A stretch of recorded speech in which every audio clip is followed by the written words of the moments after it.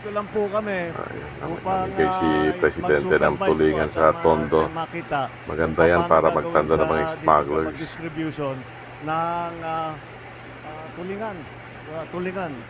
Itong nahuli. Alam nyo po, ang pinanggalingan nito ay may nagpasok na illegal nitong mga isda na ito. At bali smuggling, in-smuggle na papasok ng Pilipinas. At mabuti naman ay nakita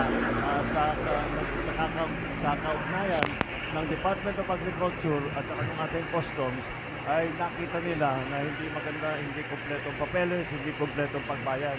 Kaya po kinumpis ka ng pamahalaan. Kaya ganun po ang aming ganun po ang nangyari. Ngunit nakita naman ninyo, naka-freezer pa ito. Ika namin napakasayang naman ito, katakot